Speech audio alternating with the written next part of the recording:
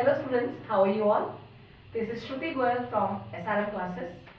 Now, let's talk about something before moving forward to the main topic. I am very thankful to the people who have liked my video, who have shared my video and also comment on the previous videos, right? And special thanks and grateful to the students या people those who have just ignored it. I mean आप समझ रहे होंगे मैं क्या कहना चाहती हूँ, जिन्होंने लिंक देखने के बाद भी ज़रूरी नहीं समझा कि हम लाइक कर दें वीडियो को या कमेंट कर दें या मतलब शेयर भी कर दें, क्योंकि वो किसी का भला मतलब थोड़ा ना चाहेंगे कि किसी बच्चे के पास ये लेक्चर्स पहुंच जाएं उन तक जिनको प्रॉब्लम हो रही है पढ़ने में या अफोर्ड नहीं कर सकते ट्यूशन क्लासेस, जो घर पे बैठ के पढ़ना चाहते हैं, है ना, आसपास के बच्चे। तो ये चीज़ें उन लोगों के लिए thank you and special thank you, special great, मतलब very grateful, we are actually grateful. जो सर भी बोल रहे थे, यस गौरव सर बोल रहे थे, आपके फेवरेट सर, आपके फेवरेट गौरव सर जिन्होंने इतने सालों से पढ़ा रहे हैं, उनकी ये बातें थी, उनकी ये कमेंट था, एक्चुअली हम डिस्कस कर रहे थे, उनकी बात थी। वो बोल रहे थे कि आजकल के बच्चे आजकल वो वीडियोस पे ना लाइक कर पाते हैं, बेचारे इतने बिजी है, ना तो लाइक होता है ना कमेंट होता है, शेयर भी नहीं करते, राइट, कुछ नहीं, देख के जस्ट इग्नोर्ड। लेकिन अगर यहीं पे हम कुछ ऐसे रील्स बना के डाल देते या कुछ फनी फैक्ट्स, राइट, तो वो तो 2 मिनट में वायरल हो जाती है। मतलब आजकल कितनी बकवास चीजें, आप लोग कमेंट लाइक कुछ भी कर सकते हैं, लेकिन जो चीज सपोर्ट करने के लिए होती है किसी को या किसी स्टूडेंट तक ये पहुंच जाए, वो नहीं होता है ना। तो लेकिन हाँ, सच में उनको real thanks, seriously thank you, जिन्होंने सब्सक्राइबर्स बढ़वाए हैं या शेयर किया है मेरी वीडियोस को, हमारे इस चैनल को, और आगे भी सपोर्ट करते रहेंगे, मिलता रहेगा। हम उम्मीद करेंगे आपसे पहुंचाना, सब तक पहुंचाना जरूर कोशिश करना, और मेरे चैनल को ग्रोथ मिले, जल्दी से जल्दी हमारी यूट्यूब फैमिली इंक्रीज हो। ओके, नाउ अब इतना इस चीज के लिए बस बहुत हो गया, अब आगे बढ़ते हैं। Now let's move forward to the main topic, today's topic, government budget. Yes, so we have already discussed government budget key definition and its objectives. Now it's time to discuss the components of government budget. See, the government budget scale, we have two components, main two components we have, that is one is budget receipts, second one is budget expenditures.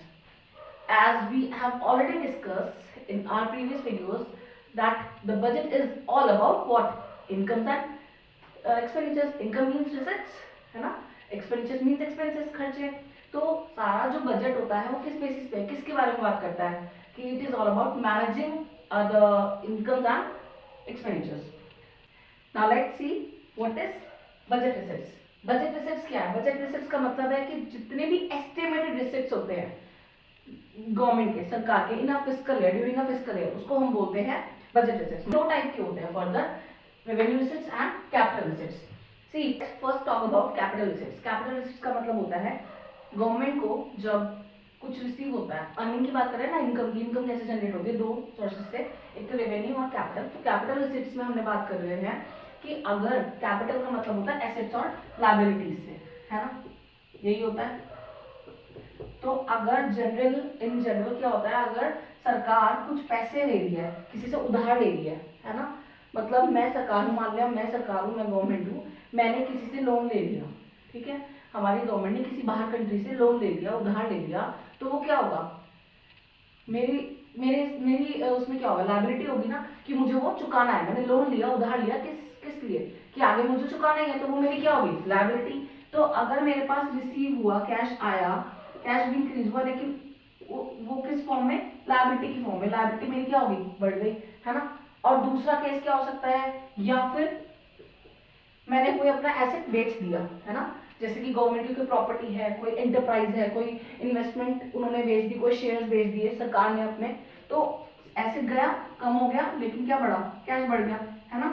तो उसको बोलते हैं क्या, capital receipts. तो इस type में आपके क्या होते हैं, कैपिटल रिसिप्ट्स से सरकार को रेवेन्यू जनरेट होता है, दैट इज रिसिप्ट्स जनरेट होते हैं, राइट। तो क्या बोलते हैं हम, कैपिटल रिसिप्ट्स का मतलब इधर एसेट इज डिक्रीज और लायबिलिटीज आर इंक्रीज, राइट, या तो लायबिलिटी इंक्रीज होंगी या एसेट्स डिक्रीज होंगे, ठीक है। तो इसको बोलते हैं capital receipts. Now let's move forward with revenue receipts. Revenue receipts का मतलब क्या होता है, रेवेन्यू का मतलब होता है, रेवेन्यू रिसिप्ट्स का मतलब जिसमें ना तो एसेट्स कम होते हैं, ना ही लायबिलिटीज इंक्रीज होती है। ठीक है, कोई बाउंडेशन नहीं है कि हमें किसी को चुकाना है, कुछ नहीं होता ऐसा इसमें, या फिर एसेट्स देने हैं, कुछ नहीं होता ऐसा। ठीक है, इसमें जैसे कि फॉर एग्जांपल किस टाइप के, tax revenue and non tax revenue.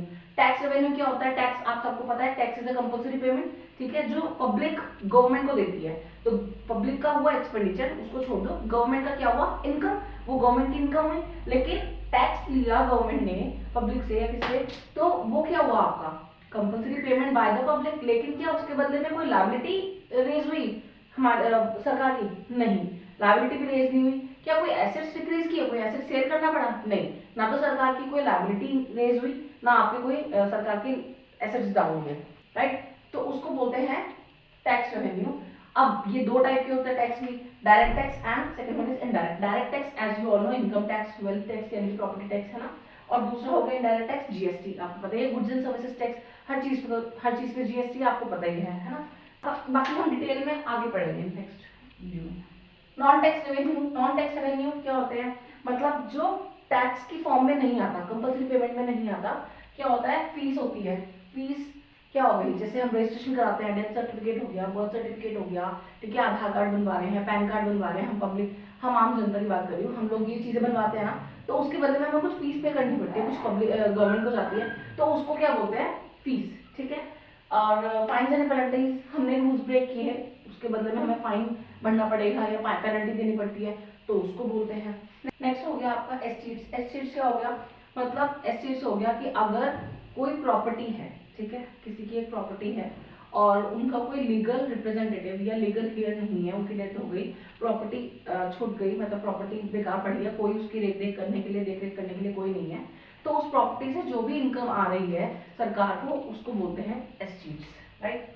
तो वो भी क्या हो गया, क्या उसके बदले में लायबिलिटी रेज हुई, नहीं, एसेट्स कम हुए, नहीं, तो ये भी क्या हो गया आपका non tax revenue, that is comes under revenue receipts. ठीक है, स्पेशल असेसमेंट।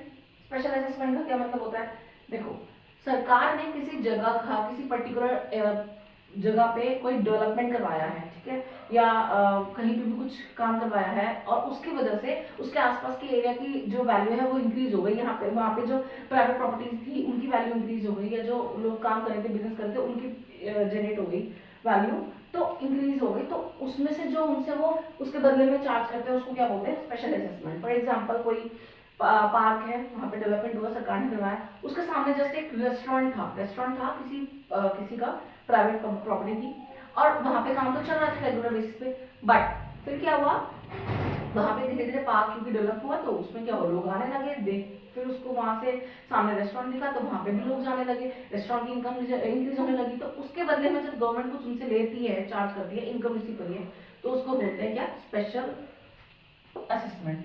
एंड क्या उसमें उनकी लायबिलिटी इंक्रीज हो रही है, नहीं, क्या उनका एसेट्स डिक्रीज हो रहे हैं, नहीं, तो ये भी क्या हो गया आपका रेवेन्यू रिसीट्स में, that is non tax revenue होता है। ठीक है, नेक्स्ट हो गया ग्रांट्स एंड डोनेशंस। क्या मतलब है, जब कोई नेचुरल कैलामिटीज होती है, ड्रॉट हो गया, राइट, अर्थक्वेक, फ्लड, कुछ भी ऐसी आपदा आ गई हमारे देश में, तो उस टाइम पे सरकार क्या करती है, लोगों से डोनेशंस के लिए डिमांड करती है, फंड्स रेज करने के लिए बोलती है, ग्रांट्स है ना, तो पब्लिक जो उनको वो फंड्स देते हैं, तो उसको बोलते हैं क्या, ग्रांट्स एंड डोनेशंस। उसमें भी कोई एसेट्स और लायबिलिटीज का एलिमेंट नहीं है, कंसिडर नहीं होता, राइट, ना तो आपके एसेट्स के कम होते हैं, ना लायबिलिटीज रेज होती।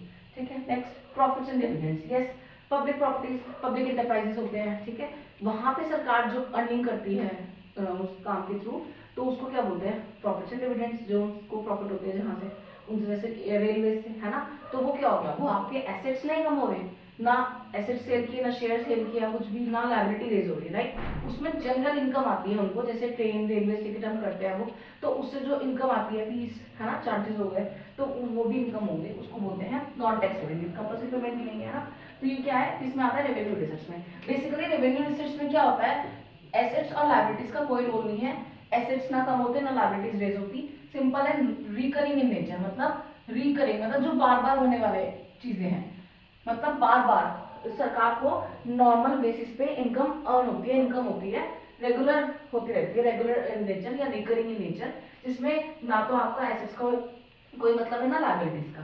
क्लियर हो गया।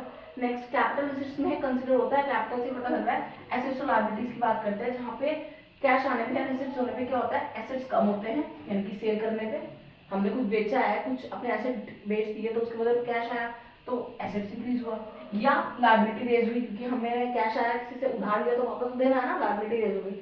तो ये इस चीज में क्या होता है, ये रिकरिंग इन नेचर नहीं होता, बार बार ये होने वाली चीज नहीं है, कभी कभी होता है, ठीक है। तो ये था आज के लिए। और बोरिंग्स का हमने सीख लिया इसमें, है ना।